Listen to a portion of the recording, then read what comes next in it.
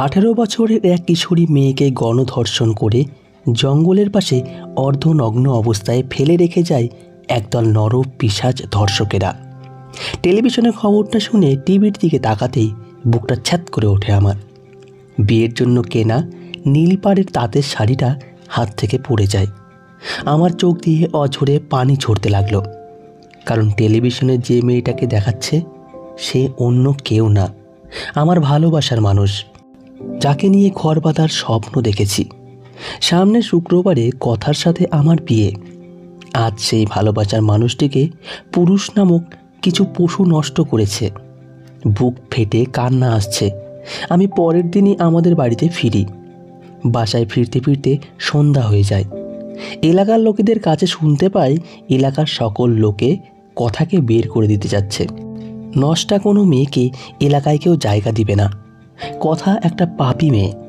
একজন ধর্ষিতাকে জায়গা দেওয়া মানে নিজের গ্রামের সম্মান নষ্ট করা। পুলিশ শুধু মুখে বলে যাচ্ছে এই বিষয়ে সঠিক তদন্ত করে অপরাধীদের বিচারের আওতায় আনবে। আমি গ্রামে এসে আর বাসায় যাইনি, সরাসরি কথাদের বাসার উদ্দেশ্যে চলে যাই। কথাদের বাসায় যেতে একটা বন পাড়ি দিতে হয়।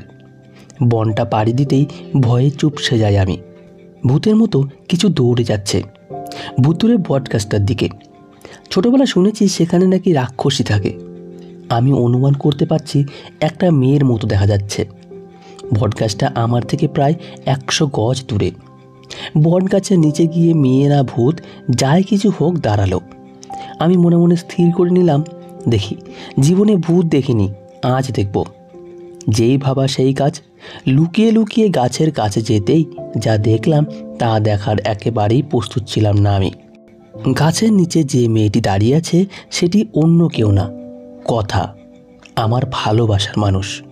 বুকটা কেঁপে উঠল যখন দেখলাম ফাঁসির দড়ি কথা গলায় দিচ্ছে। দৌড়ে গিয়ে কথাকে একটা থাপ্পড় বসিয়ে দিয়ে বলতে লাগলাম, এ কী করছো তুমি?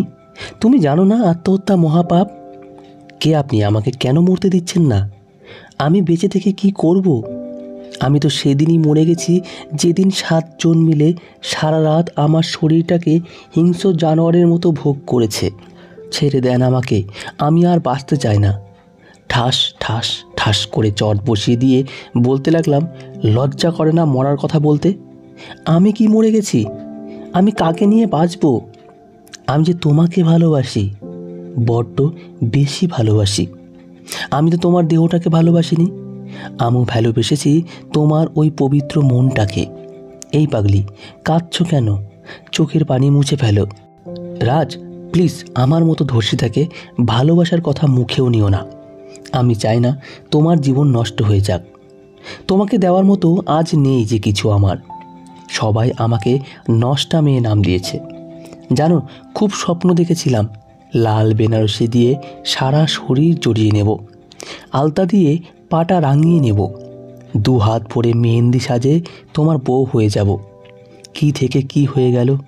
ভেবেছিলাম তোমার বুকে ঠাঁই পাবো, কিন্তু আমার ঠাঁই হবে হয়তো কোনো নিষিদ্ধ পল্লীতে। প্লিজ ক্ষমা করে দিও আমাকে, আমাকে মরতে দাও। মরবে? তাহলে মরো, তবে এক দড়িতে 2 জন। তুমি যে আমার জীবন, তোমাকে কেমনে মরতে দিতে পারি? এই বুকটাতে একটু কান পেতে শোনো, আমার প্রতিটা হৃদয়ের স্পন্দন তোমার নাম বলে। আমি তো তোমার শরীরকে নয়, তোমার মনকে ভালোবাসি। মনটা দিয়ে আমায় ভালোবাসো, আমার আর কিছুই লাগবে না। একটু বুকে আসবে? কথাটা বলার সাথে সাথেই শক্ত করে জড়িয়ে ধরেছে কথা আমায়। এই কথা, কাঁদছো কেন?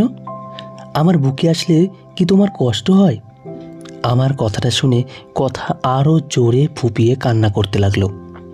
কান্না করতে করতে বলতে লাগলো, তোমার বুকটা যে আমার সুখের ঠিকানা। জানো রাজ, পরশুদিন সন্ধ্যাবেলা যখন কোচিং করে বাসায় ফিরছিলাম, তোমার সৎ ভাই রাফি আর তার বন্ধুরা মিলে পাশের পোড়া বাড়িতে নিয়ে যায় আমাকে। তারপর হিংস্র প্রাণীর মতো থাবা দিয়ে আমার বস্ত্র খুলে নেয়। মানুষ এতটা নিষ্ঠুর কিভাবে হয়?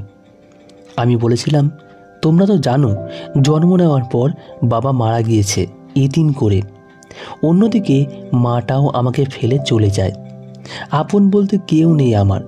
প্লিজ তোমরা আমার ভাই হও, তোমাদের বোনের ইজ্জতটা ভিক্ষা দাও। আমার মতো এতিমের সম্মানটা তোমাদের কাছে ভিক্ষা চাইছি। প্লিজ ভিক্ষা দাও, তোমাদের বোন মনে করে ছেড়ে দাও আমাকে। সারা জীবন তোমাদের কাছে ঋণী হয়ে থাকবো। প্লিজ যেতে দাও না ভাইরা আমাকে।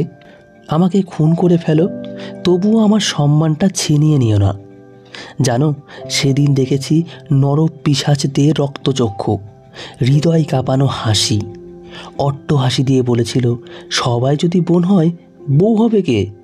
দুজনে আমার হাত পা চেপে ধরে একজনে বুকের উপর উঠে ওড়নাটা সরিয়ে ফেলে আমার কাছে মনে হয় পৃথিবীটা অন্ধকার হয়ে যাচ্ছে। তারা পালাক্রমে একের পর এক ধর্ষণ করে আমাকে, জঙ্গলের পাশে ফেলে রেখে যায়। পুলিশকে বলার পরও পুলিশ কিচ্ছু করেনি। আমি হাঁটতে পারি না, তাই বলেছি তুমি অন্য কাউকে বিয়ে করে নাও, আমার কোনো অভিযোগ থাকবে না। বিয়ে তো করব, চলো। কথাটা বলেই রাতেই কাজী অফিসে নিয়ে কথাকে বিয়ে করে ফেলি। কথা শুধু বিস্ময়ের দৃষ্টিতে তাকাচ্ছে আর কাঁদছে। আমি কথার হাতটা শক্ত করে ধরলাম। মা, মা কোথায় তুমি? শুনছো?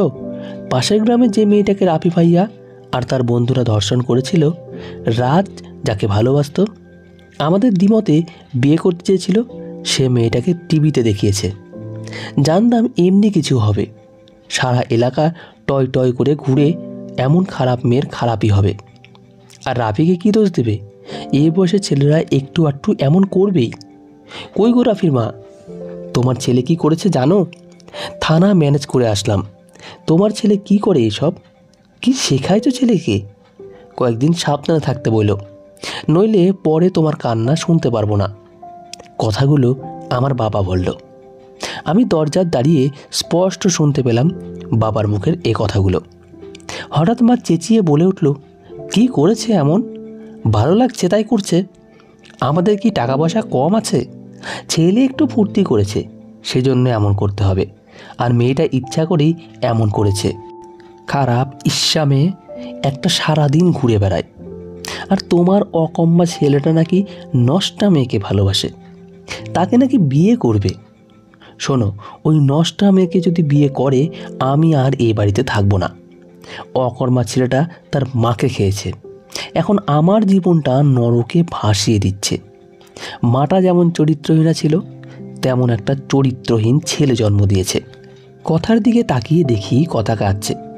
আমি কাঁপা কাঁপা হাতে দরজায় নক করলাম। দেখো তো জান্নাত কে এসেছে। কথাটা আমার সৎমা বলল। জান্নাত দরজাটা খুলেই হাতে থাকা পানির গ্লাসটা ফ্লোরে ফেলে দেয়। মা, দেখে যাও, বাড়িতে পতিতাকে নিয়ে এসেছে বিয়ে করে। আমাদের মুখ দেখানো কোনো জায়গা রাখলো না। কথাগুলো জান্নাত বলল। কই গো, দেখে যাও, তোমার ছেলে ধর্ষিতাকে বিয়ে করে নিয়ে এসেছে। মাটা যেমন নষ্টা ছিল, তার ছেলেটাও ঠিক তেমনই হয়েছে। সৎ মায়ের কাছে এসব শুনে রাগে শরীর গিজগিজ করে। শুধুমাত্র বাবা নামক লোকটাকে শ্রদ্ধা করি বলি এখনও চুপচাপ দাঁড়িয়ে আছি। এ কারে বিয়ে করে নিয়ে এসেছিস? একটা ধর্ষিতাকে বিয়ে করে নিয়ে আসার সময় একবারও ভাবলি না তুই কার সন্তান? আমার মান সম্মানকে এভাবে ধুলোয় মিশিয়ে দিতে একটা বারও ভাবলি না? তোমার ছেলে আর তার বন্ধুরা মিলে যখন কথাকে ধর্ষণ করেছে, তখন কোথায় ছিল তোমার সম্মান? জানি কিছু বলতে পারবে না। দেখছো দেখছো বড়দের সাথে কিভাবে কথা বলতে হয়, সে আদবটাও শেখেনি। তুমি শুনে নাও, কোনো ধর্ষিতাকে এ বাড়িতে জায়গা দিলে আমি এ বাড়িতে থাকবো না। আমি আজকেই জান্নাত আর রাফিকে নিয়ে চলে যাব। তুমি আর তোমার আদরের ছেলে থেকো। তখনই বাবা বলে উঠল, রাজ, এখনই এই মেয়েকে তালাক দিবি তুই। বাবা, এটা কোনোভাবেই সম্ভব না। আমি কথাকে ভালোবাসি। তুই যদি এই ধর্ষিতাকে তালাক না দিস, তাহলে আমার বাড়ি থেকে বের হয়ে যাবি। আর যদি কোনোদিন আমার বাড়িতে আসিস, তাহলে আমার মরা মুখ দেখবি। না বাবা, এমন কসম দিও না, তোমার মরা মুখ দেখতে পারবো না আমি। ছোটবেলা মাকে হারিয়ে বুঝেছি মাকে ছাড়া বেঁচে থাকা কেমন কষ্ট। প্লিজ বাবা, শুধু বলবো দোয়া করিও আমাদের জন্য। আর কখনো মন চাইলে একটাবার ডাক দিও, কাছে চলে আসবো। হইছে, আর অভিনয় করতে হবে না। ধর্ষিতা মেয়েকে ভালোবেসে বিয়ে করেছে, দরদ উল্টায়া পড়ছে মনে হচ্ছে।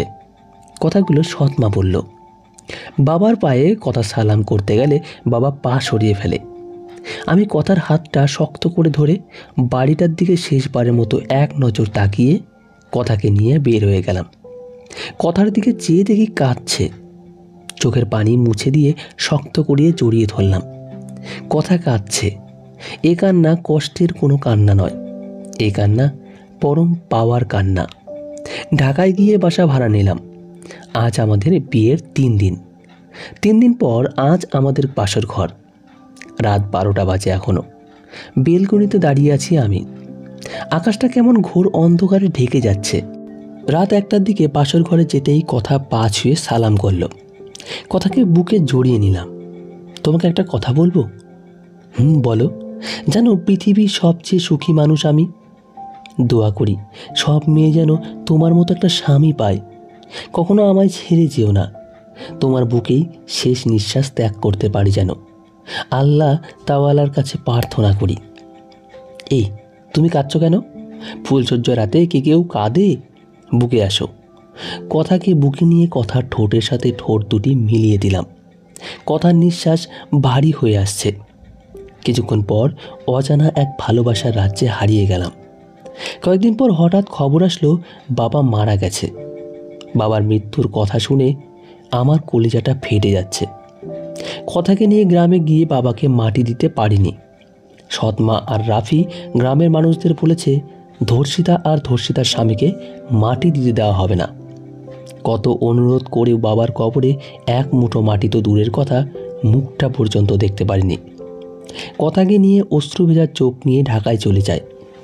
মাঝরাতে ঘুম ভেঙে যায় কান্নার আওয়াজে। আমার পাশে তাকিয়ে দেখি কথা নেই। কান্নার আওয়াজ শুনে পাশের রুমে গিয়ে দেখি কথা নামাজ শেষ করে মোনাজাতে কাঁদছে আর বলছে, হে আল্লাহ, আমার তো বাবা মা তুমি ছোট থাকতেই উঠিয়ে নিয়েছ। জীবনে বাবাকে বাবা বলে ডাকতে পারিনি। বাবার আদর কি তাও বুঝিনি।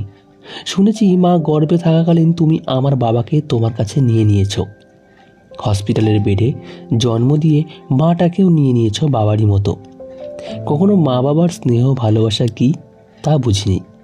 তবুও তোমার কাছে কোনো নালিশ করিনি। তোমার কাছে হাজার হাজার শুকরিয়া, তুমি আমার রাজের মতো একটা স্বামী আমাকে দিয়েছ। হে আল্লাহ, তোমার কাছে প্রার্থনা আমার স্বামীর বুকেই যেন শেষ নিঃশ্বাস ত্যাগ করতে পারি।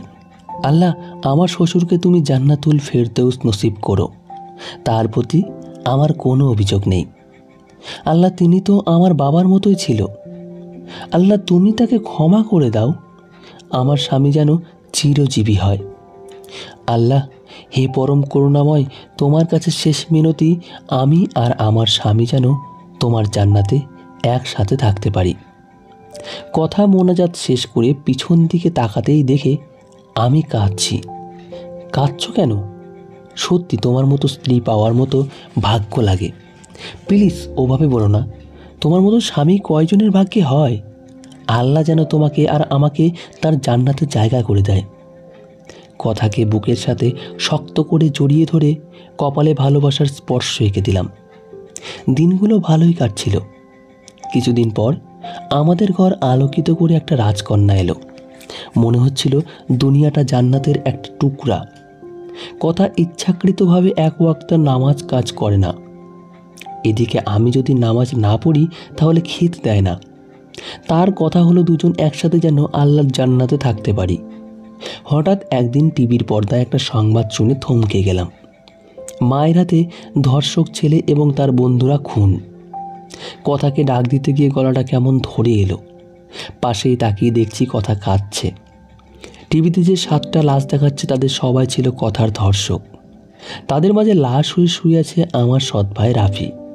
আর সব থেকে অবাক হলাম যখন দেখলাম তাদের সবার খুনি হয়েছে আমার সৎ মায়ের হাতে, যে মা তার ছেলেকে ধর্ষক হতে প্রশ্রয় দিয়েছে। হঠাৎ হাতে থাকা গ্লাসটা পড়ে গেল যখন শুনলাম রাফির বন্ধুরা জান্নাতকে ধর্ষণ করে, আর জান্নাত ধর্ষিতার মুখ দেখতে না পেয়ে গলার দড়ি দিয়ে মারা যায়। কথা আর আমাদের রাইসাকে নিয়ে পরের দিন গ্রামের বাড়িতে চলে যায়। গ্রামে গিয়ে সব কিছু শুনে চোখ দিয়ে অঝরে পানি ঝরতে থাকে। যে সৎ বোনটাকে ছোটবেলা নিজের হাতে খাইয়েছি সে বোনটা আজ কবরে। এই ধর্ষক সমাজ তাকে বাঁচতে দিল না। থানায় গিয়ে সৎ মায়ের কাছে গিয়ে দাঁড়াতেই বলল, কথা বৌমা, আমাকে ক্ষমা করে দিও। আমি তোমার প্রতি অনেক অবিচার করেছি। তোমার প্রতি অবিচার করার ফল আজ আমি নিজে হাতে পেয়েছি। আমার মেয়েটাকে আমারই কুলাঙ্গার ছেলের বন্ধুরা নৃশংসভাবে ধর্ষণ করেছে। মেয়েটা সে মুখ দেখাতে পারেনি, মরে যাওয়ার আগে একটা চিঠি লিখেছে। আমি মায়ের কথায় পুলিশের কাছ থেকে চিঠিটা নিয়ে পড়তে শুরু করলাম। প্রিয় রাজ ভাইয়া, শুরুটা কিভাবে করব বুঝতে পারছি না। আমি আজ বুঝলাম একটা মেয়ের শ্রেষ্ঠ সম্পদ তার সতীত্ব। আজ তা হারিয়ে বুঝতে পারছি। জানি না কথা ভাবি আমায় ক্ষমা করবে কিনা। তোমাদের প্রতি অনেক অবিচার করেছি। তোমাকে কখনো ভাই বলে স্বীকার করিনি। আজ নিজের ভাইয়ের বন্ধুরা মিলে আমাকে ধর্ষণ করলো, তাদের যৌন চাহিদা মেটালো। কত কাকতি মিনতি করেছি, বলেছিলাম আমি তো রাফির বোন, তোমাদের বন্ধুর বোন। তারা কি বলেছিল জানো? তোর ভাই কি কোনো মেয়েকে ধর্ষণের সময় ভাবে সে কারো বোন? ভাইয়ারে ক্ষমা করে দিস তোর ধর্ষিত বোনকে।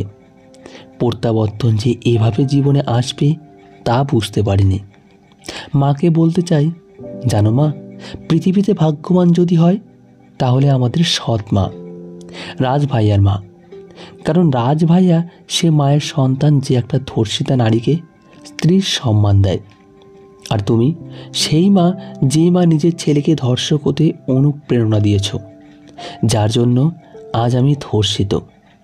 জানো মা, ধর্ষিকদের কোনো পরিচয় নেই। তুমি যদি পারো তোমার মেয়ে হত্যার বিচার করো, তোমার নিজের ছেলে সঠিক বিচার করো, নয়তো আল্লাহ তোমাকে ক্ষমা করবে না। ইতি ধর্ষিতা। পতিতাও বলতে পারো মা, তুমি তো কথা ভাবিকে পতিতা বলেছ। চিঠিটা পড়ে কলিজাটা ফেটে যাচ্ছে আমার। চোখ দিয়ে অঝরে বৃষ্টি পড়ছে। পাশ থেকে মা কথাকে বলল, কথা মা, তুই আমাকে ক্ষমা করে দিস মা। তোকে আর জান্নাতকে যারা ধর্ষণ করেছে তাদের আমি নিজ হাতে খুন করেছি। আমার কুলাঙ্গার ছেলেটার রক্তে যখন রুমটা ভেসে যাচ্ছিল, তখন আমার চোখে আমার মেয়ে জান্নাতের ফাঁসির দড়িতে ঝুলানো লাশটা বারবার ভেসে উঠেছে। প্রত্যাবর্তন এভাবে আসবে কখনোই ভাবতে পারিনি। আজ আমি গর্বিত। আমার নিজের মেয়ের ধর্ষকের বিচার নিজ হাতে করেছি। ভালো থাকিস রাজ। একবার মা বলে ডাকবি? বুকের ভেতর যে ঝড়টা উঠেছে, তোর মতো সন্তানের ডাকে তা শান্ত করি।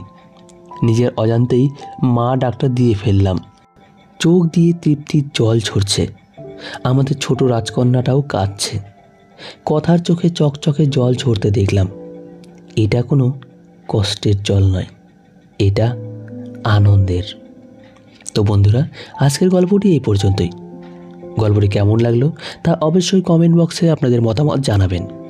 ভালো থাকবেন, সুস্থ থাকবেন। ধন্যবাদ।